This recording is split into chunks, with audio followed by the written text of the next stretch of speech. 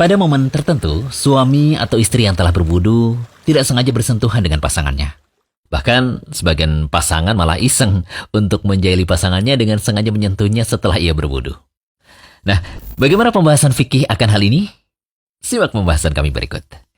Mengenai masalah lelaki menyentuh wanita apakah membatalkan wudu atau tidak, ini terjadi ikhtilaf di antara para ulama madhab. Sebagian ulama berpendapat hal tersebut membatalkan wudu secara mutlak, sebagian ulama juga berpendapat hal itu tidak membatalkan wudu sama sekali.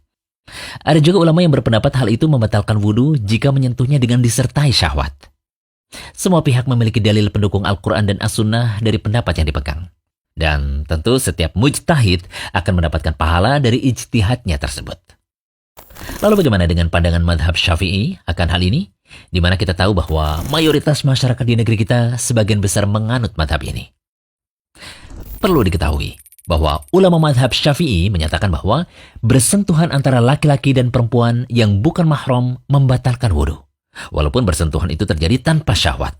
Dalil akan hal ini terdapat dalam firman Allah Ta'ala yang artinya, "Hai orang-orang yang beriman, apabila kamu hendak mengerjakan sholat, maka basuhlah mukamu dan tanganmu sampai dengan siku, dan sapulah kepalamu dan basuh kakimu sampai dengan kedua mata kaki.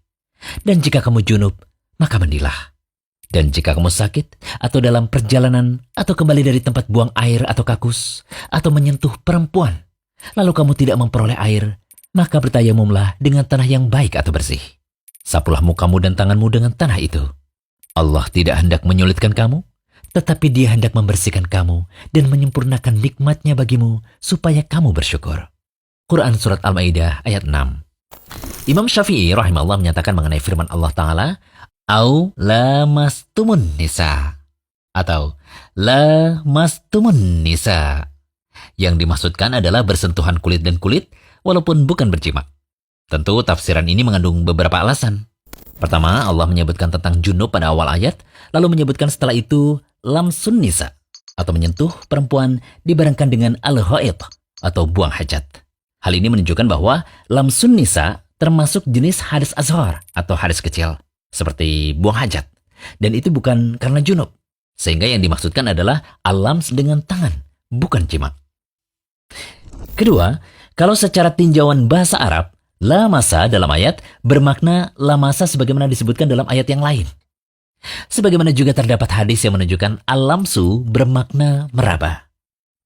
Kemudian alasan ketiga, ada dalil dari Abdullah bin Umar radhiyallahu anhuma di mana ia berkata, ciuman dan rabaan tangan laki-laki pada istrinya termasuk mulamasah. Barang siapa yang mencium istrinya atau merabanya, wajib baginya untuk berwudu. Hadis riwayat Imam Malik dalam Al-Muwatta dengan sanad sahih. Disebutkan dalam Hasyiyah Al-Bujairami, ketahuilah bahwa al-lams termasuk pembatal wudu dengan 5 syarat. Pertama, antara lawan jenis, laki-laki dan perempuan. Kemudian menyentuh kulit, bukan rambut, gigi, atau kuku. Kemudian yang ketiga tanpa penghalang atau hail. Kemudian yang keempat telah memiliki kecenderungan syahwat. Dan yang kelima, sesama bukan mahram. Maksud dari al-lams adalah bersentuhan kulit dan kulit, baik dengan syahwat atau tanpa syahwat. Yang menyentuh itu tangan, badan, atau anggota tubuh lainnya, baik secara sengaja maupun tidak. Hal ini sebagaimana keumuman ayat surat Al-Ma'idah ayat 6 dan surah An-Nisa ayat 43. Mula masa itu mencakup makna jima dan perkara yang tingkatannya di bawah jima. Lalu bagaimana dengan dalil-dalil yang menunjukkan bahwa menyentuh wanita tidak membatalkan wudu? Sebagaimana hadis-hadis yang dijadikan dalil oleh ulama Hanafiyah, termasuk juga Ibnu Taimiyah, bahwa menyentuh lawan jenis tidaklah membatalkan wudu, baik dengan syahwat ataupun tanpa syahwat, baik menyentuh istri, bukan mahram atau mahram. Ada 3 hadis yang dijadikan dalil oleh ulama Hanafiyah. Hadis pertama, Aisyah radhiyallahu anha berkata, "Suatu malam aku kehilangan Rasulullah SAW. Beliau ternyata pergi dari tempat tidurnya dan ketika itu aku menyentuhnya. Lalu aku menyingkirkan tanganku dari telapak kakinya bagian dalam. Sedangkan ketika itu beliau sedang sholat di masjid." Hadis riwayat Muslim. Hadis kedua, Aisyah radhiyallahu anha berkata, "Aku pernah tidur di hadapan Rasulullah SAW dan kedua kakiku di arah kiblat beliau. Ketika ia hendak sujud, ia meraba kakiku, lalu aku memegang kaki tadi. Jika berdiri, beliau membentangkan kakiku lagi." Aisyah mengatakan rumah Nabi ketika itu tidak ada penerangan. Hadis riwayat Bukhari dan Muslim. Kemudian hadis ketiga, Aisyah radhiyallahu anha berkata, Nabi Shallallahu Alaihi Wasallam pernah mencium sebagian istri beliau. Kemudian beliau pergi sholat tanpa mengulangi wudunya lagi. Hadis riwayat Ahmad, Abu Daud, Tirmidzi, Ibnu Majah. Imam Bukhari mendoifkan hadis ini. Namun ulama belakangan mensahihkan hadis ini seperti Ibnu Jarir, Ibnu Abdul Bar, Ibnu Katsir, Ibnu At-Turkumani, Az-Zi'alai, Syekh Ahmad Syakir, Syekh Albani, dan Syekh Abdul Aziz bin Bas. Komentar Syekh Abdullah Al-Fauzan untuk hadis ini maklul, memiliki cacat. Hadis ini memiliki syawahid atau penguat yang juga maklulah atau ada cacat. Syekh Ahmad Syakir memiliki catatan berharga dalam Jami' At-Tirmidzi. Beliau berkata sebagian hadisnya sahih, sebagiannya mendekati sahih. Kesimpulan untuk hadis ketiga tadi, masih ada perselisihan kuat di antara para ulama pakar hadis. Ulama yang mendoifkan hadis tadi di antaranya adalah Imam Al-Bukhari, sebagaimana disebutkan oleh Imam Ibnu Hajar Al-Asqalani dalam Bulughul Maram. Sementara dari ulama Malikiyah dan ulama Hambali telah mengkompromikan dua dalil dalam masalah ini. Kesimpulan mereka adalah menyentuh wanita termasuk pembatal wudu jika bersentuhan kulit dengan kulit disertai syahwat. Itulah yang dimaksudkan dalam ayat yang mulia.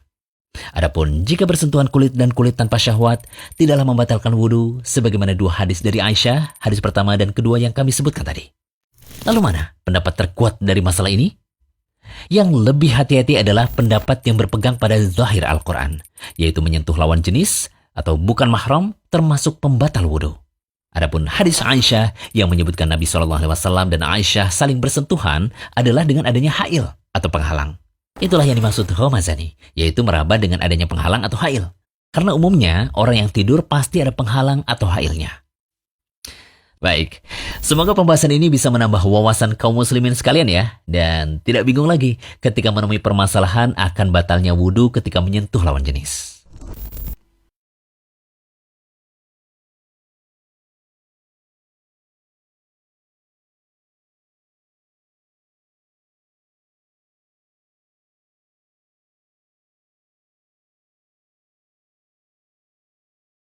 Yuk klik tombol subscribe di bawah biar gak ketinggalan menyimak video bermanfaat dari Rumaiso TV.